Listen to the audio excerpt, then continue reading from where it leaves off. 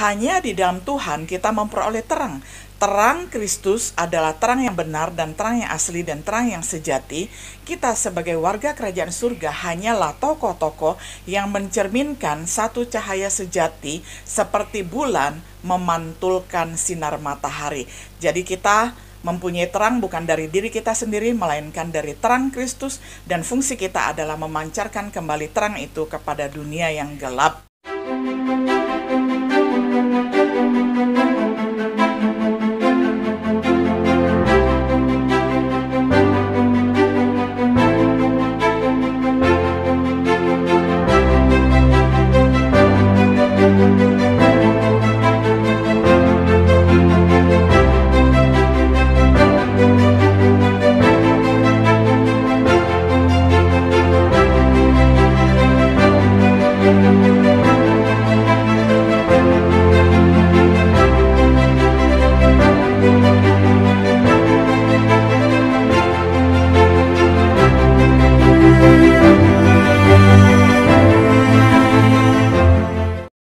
Shalom, sahabat setia yang dikasihi oleh Tuhan. Senang sekali kita dapat berjumpa kembali di dalam acara Renungan Sahabat Setia. Pada hari ini kita tiba pada episode yang ke-16 di dalam serial perenungan Kitab Matius dengan tema Pengaruh Kerajaan Surga. Saya bacakan untuk kita semua dari Matius 5 ayat 13 hingga ayat yang ke-16. Kamu adalah garam dunia. Jika garam itu menjadi tawar, dengan apakah ia diasinkan? Tidak ada lagi gunanya selain dibuang dan diinjak orang. Kamu adalah terang dunia. Kota yang terletak di atas gunung tidak mungkin tersembunyi. Lagi pula orang tidak menyalakan pelita lalu meletakkannya di bawah gantang, melainkan di atas kaki dian sehingga menerangi semua orang di dalam rumah itu. Demikianlah hendaknya terangmu bercahaya di depan orang, supaya mereka melihat perbuatanmu yang baik dan memuliakan Bapamu yang di surga. Sampai demikian jauh pembacaan firman Tuhan dari Matius 5 ayat 13 hingga ayat yang ke-16. Di dalam ucapan bahagia yang sudah kita lalui di dalam 2 episode berturut-turut, karakter dari mereka yang akan menjadi warga kerajaan surga sudah diberitahukan kepada kita semua, serta bagaimana mereka akan mendapatkan berkat kebahagiaan bagi mereka yang memiliki kualitas karakteristik kerajaan surga. Lalu di dalam ucapan bahagia yang terakhir, Yesus menampilkan sikap yang akan sering dilakukan oleh dunia terhadap warga kerajaan surga. Dunia akan mencaci dan menganiaya mereka yang ada di kerajaan surga.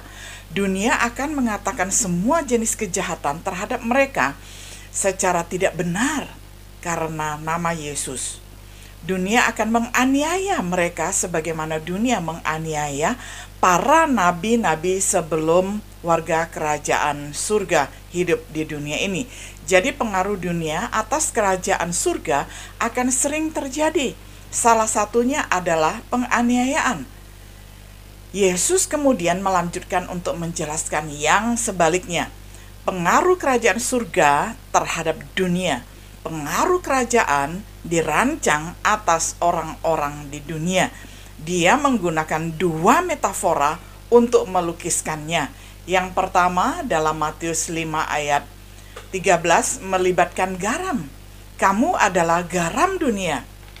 Kita tahu karakteristik garam adalah berwarna putih, meningkatkan rasa, mempunyai fungsi untuk mengawetkan ikan, daging, dan lain sebagainya. Berdasarkan konteksnya, Yesus merujuk kemampuan garam untuk meningkatkan rasa. Perhatikan kata-kata Yesus, tetapi jika garam kehilangan rasanya maka akan dibuang.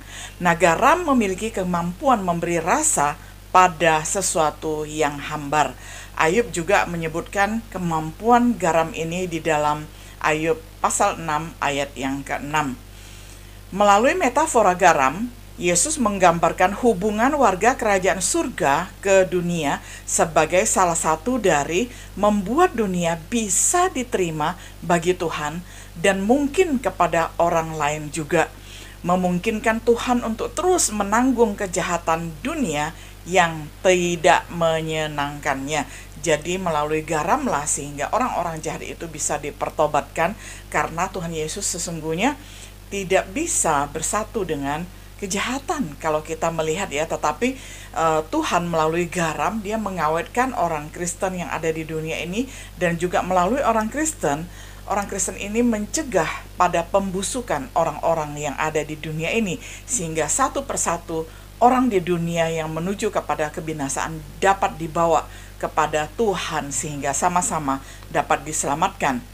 Gagasan bahwa sedikit orang benar dapat menahan Tuhan untuk menghukum banyak orang jahat itu dapat diilustrasikan seperti di dalam percakapan Abraham dengan Tuhan tentang tawar-menawar Abraham dengan Tuhan, karena dia ingat bahwa ada keponakannya Lot tinggal di kota Sodom ketika Tuhan memutuskan akan memusnahkan Sodom. Nah, di dalam ini adalah berurusan Tuhan dengan tempat-tempat yang akan dia musnahkan, baik itu kota Sodom dan Gomora maupun ketika Tuhan berurusan dengan penduduk Yerusalem. Jadi dari sudut pandang Tuhan, warga kerajaan surga memberi dunia betapa enaknya rasa yang dimilikinya. Peringatan Yesus terhadap kehilangan rasa. Dengan garam murni, itu sebenarnya tidak pernah kehilangan rasanya. Tetapi bila garam yang ada di Timur Tengah telah tercampur dengan karang, karena garam melekat di karang, maka yang dimaksudkan yang kehilangan rasa itu adalah jikalau garam murninya habis, maka karang itu yang bukan garam itu akan dibuang. Nah, jadi kalau garam murni tidak pernah kehilangan rasa. Hanya apabila garam itu sudah tercampur dengan sesuatu, dia dapat kehilangan rasa. Kita juga mungkin kehilangan kemampuan untuk menjadi agen penyedap dunia dengan membiarkan ketidakmurnian masuk ke dalam hidup kita. Jikalau kita mengizinkan banyak hal-hal yang akhirnya mengotori hidup kita, maka kita perlu menjaga bahwa dosa-dosa yang kita biarkan di dalam hidup kita juga bisa membuat kita tidak menjalankan fungsi garam secara murni lagi. Kita bisa kehilangan rasa dan akhirnya dibuang. Jika kita kehilangan rasa, bagaimana kita akan memengaruhi? Karena kotoran menghalangi kita menjadi berguna. Kita akan dibuang. Kita diberitahu tentang hubungan kerajaan dengan dunia dari titik pandang Tuhan. Kamu adalah garam dunia. Kita menemukan ajaran Yesus tentang mereka yang ada di dalam kerajaan, tentang fungsi utama mereka ada di dunia ini. Jadi fungsi kita, fungsi warga kerajaan surga ada di dunia ini adalah memberi rasa, mengawetkan, dan memberi pengaruh kepada isi warga negara dunia ini. Yang kedua, kamu adalah terang dunia. Ini digunakan oleh Tuhan untuk menyebarkan kemuliaannya ke seluruh dunia. Kita warga kerajaan surga adalah terang di dunia yang gelap ini. Kita bagaikan pelita, lilin, lampu, ataupun mercusuar. Tujuannya adalah untuk mewartakan puji-pujian bagi Tuhan, sehingga nama Bapa dipermuliakan. Terang mereka bukanlah cahaya dari diri sendiri. Hanya di dalam Tuhan kita memperoleh terang. Terang Kristus adalah terang yang benar dan terang yang asli dan terang yang sejati. Kita sebagai warga kerajaan surga hanyalah tokoh-tokoh yang mencerminkan satu cahaya sejati seperti bulan memantulkan sinar matahari. Jadi kita mempunyai terang bukan dari diri kita sendiri, melainkan dari terang Kristus, dan fungsi kita adalah memancarkan kembali terang itu kepada dunia yang gelap. Tanggung jawab kita sebagai warga kerajaan surga adalah sebagai terang dunia. Kita harus terlihat sebagai kota yang di atas gunung, dan kita adalah lampu ataupun pelita ataupun lilin yang memiliki kaki dian sebagai metafora. Karena itu Yesus mengharapkan para pengikutnya ini dapat terlihat oleh seluruh orang di dunia ini. Jadi pengaruh kita adalah secara global, bukan secara lokal, karena kita berada di tempat yang tinggi. Itulah fungsi kita sebagai pemancar terang Tuhan. Kita adalah terang dunia. Mereka harus memancarkan terang. Prinsip ini disampaikan melalui ide lampu, dirancang untuk bersinar di atas kaki dian, tidak diletakkan di bawah gantang ataupun di bawah keranjang. Prinsip ini secara eksplisit dinyatakan di dalam biarkan terangmu bercahaya di depan banyak orang.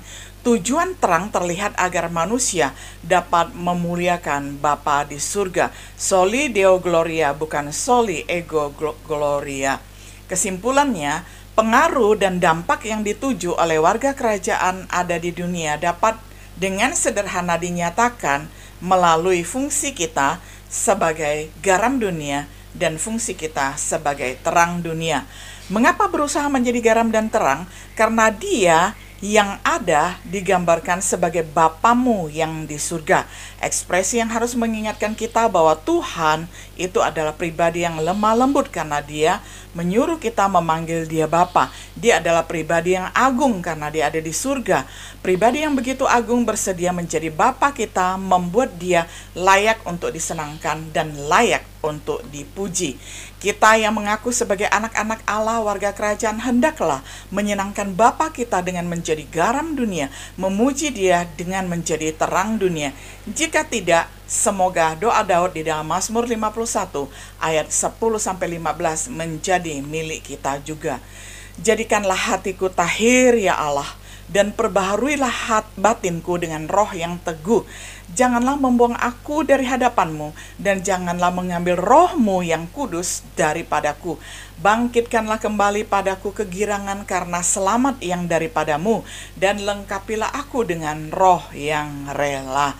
Maka aku akan mengajarkan jalanmu kepada orang-orang yang melakukan pelanggaran, supaya orang-orang berdosa berbalik kepadamu. Lepaskanlah aku dari hutang darah ya Allah, Allah keselamatanku. Maka lidahku akan bersorak-sorai memberitakan keadilanmu ya Tuhan. Bukalah bibirku supaya mulutku memberitakan puji-pujian kepadamu.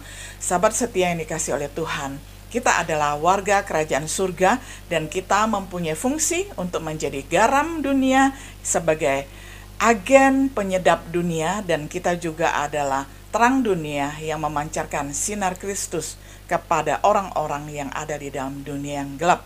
Selamat menjadi terang dan garam dunia. Shalom.